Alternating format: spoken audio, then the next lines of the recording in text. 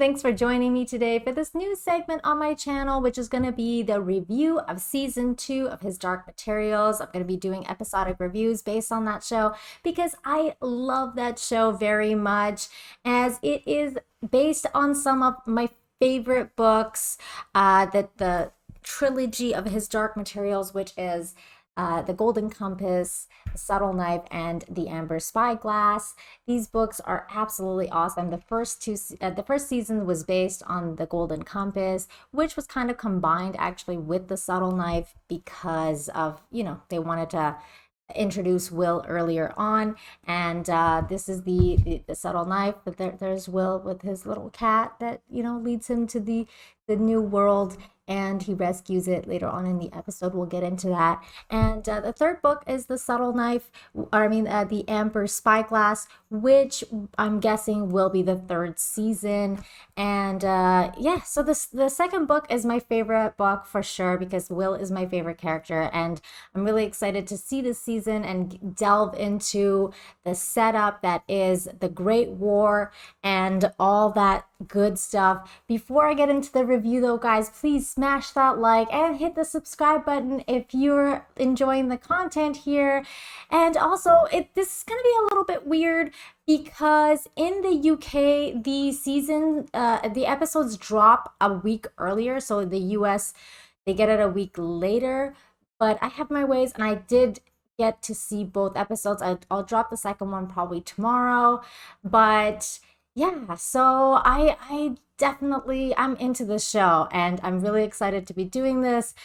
Let's get to the review. Let's do it. The season premiere of His Dark Materials Season 2 begins right after the events of Season 1 finale, where poor Roger was sacrificed by Lord Asriel in order to open the gate between worlds, and we see Lyra walk into the gate. And this is where the episode begins, and we see Lyra somewhere as she wakes up, and we have no idea where she is. The episode also shows us what the key players are up to, except for Lord Asriel, who was not shown in this episode, and I'm guessing they're not going to be showing him for a while so as to keep the mystery of what he's up to alive for a bit. So we see this cool shot of the Magisterium flyships, showing the power and might of the Magisterium, and I really like that scene. And then we are shown the witches getting ready and flying to their island to have their conclave and discuss the new portal opening and the recent events. And we catch up to Mrs. Coulter, who is going through Lord Asriel's notes of his experiments, and she finds these pictures of Lyra and holds them up. This scene was a great scene, as it shows Mrs. Coulter's drive to find Lyra. When she holds up the photos, you can tell that that's the only thing that she cares about, and it's the only thing that's driving her right now, is finding her daughter. Meanwhile, poor Lyra is alone in another world, just devastated at the loss of Roger, and she's not only lost her trust in her father, but also the alethiometer. And then she finally makes her way to the city of City, which roughly translates to the City of Magpies, and is also the name of this episode. This city is the city we've been seeing since season 1, the city in the sky. So she gets to the city, which is deserted because we later find out it's been taken over by these beings called the specters that eat the souls of the adults in the city. So there's no one around, and Lyra makes her way in the city, and the shots were amazingly done and beautiful and bright, and it's giving this ominous feeling of just a deserted town, and it's like a ghost town, and I really loved the way that everything was presented. I love the city's design with the spiraling staircases, really resembling old Italian architecture, and how bright everything was shot, in contrast to the next scene where we are taken to a very dark submarine where the big honchos of the Magisterium are residing, and we're shown that they're up to no good and discussing the portal's openings and what this means for them. The main cardinal wants to put a lid on these events, and Father McPhail disagrees with him. This is an interesting scene because I didn't even see Mrs. Coulter there at first. She was just kind of chilling in the corner, and I didn't even know she was there until she spoke. And when she spoke, she took over the scene. Mrs. Coulter begins to manipulate the cardinal, and she's just so good at it. She's a woman who knows how to use her sexuality to get what she wants, and she displays that here yet again. And convinces the cardinal to let her torture a witch, Katya Sirka, in the guise of trying to figure out what Azrael is up to. But secretly, all she cares about is finding out what the witches know of Lyra and how she's connected to all of this.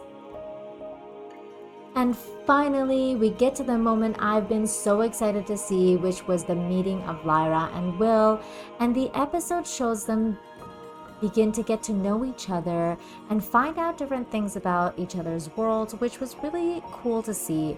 I love the scenes that showed Will cook for Lyra, and she was like, "Are you a kitchen boy? Where you come from?" And he was like, "No."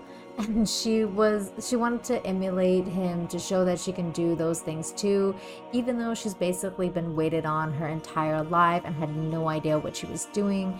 She cooks him eggs, but cooks it with shells in it. Those scenes were great and definitely shows them start a friendship. The only thing I kind of thought they should have done differently was how in the beginning Will carried himself.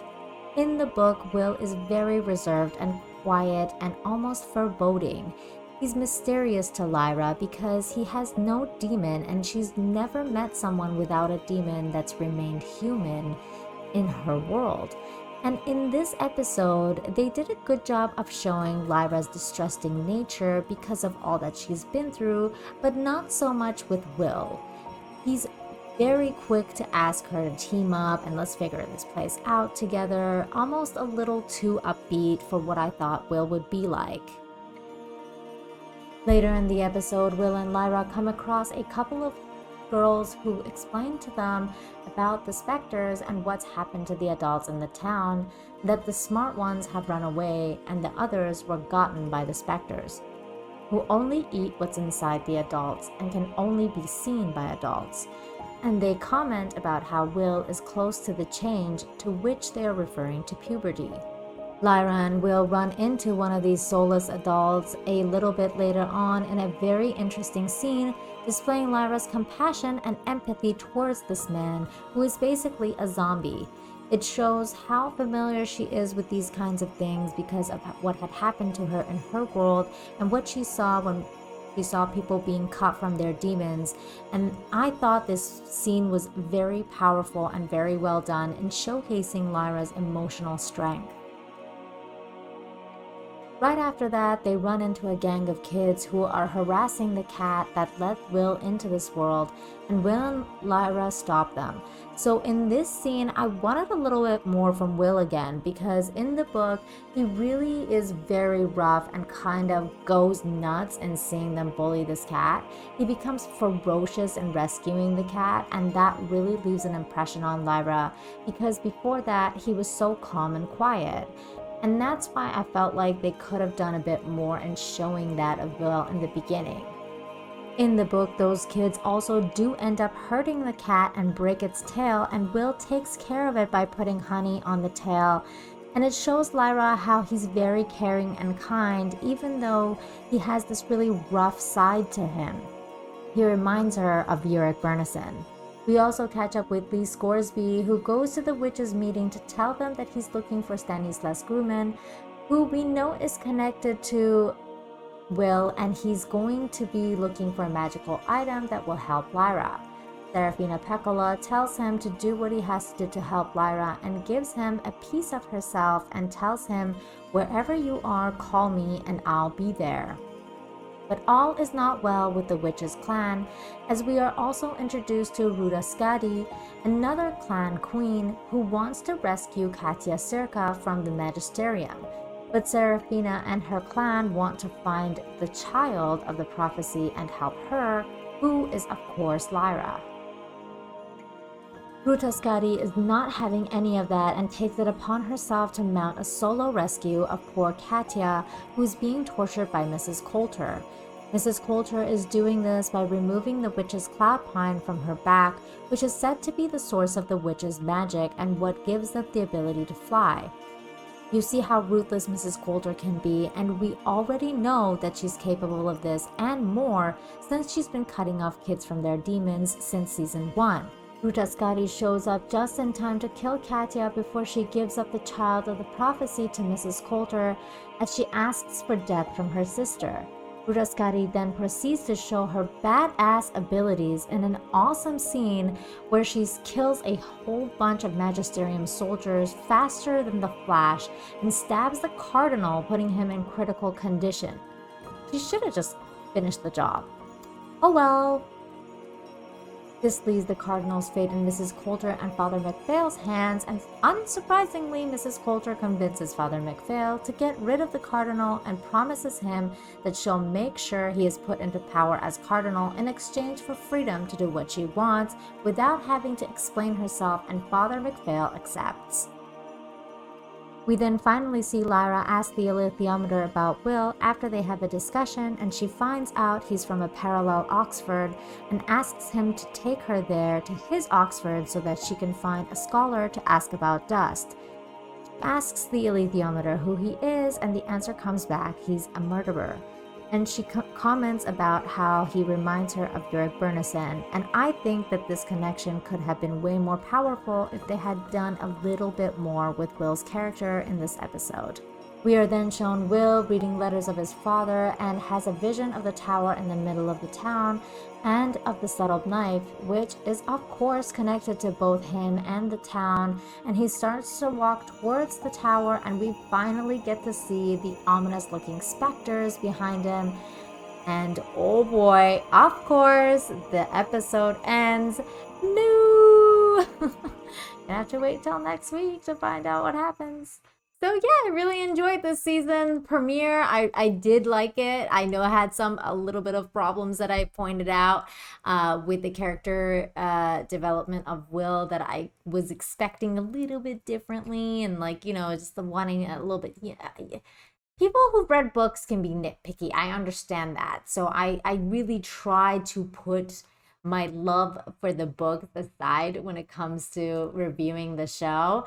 For example, like in season 1, I was a little bit ticked off about how they portrayed Mrs. Coulter's relationship with the monkey, because in the book, she doesn't abuse the monkey the way she does in the series. And that kind of really it irked me a little bit. But you know what?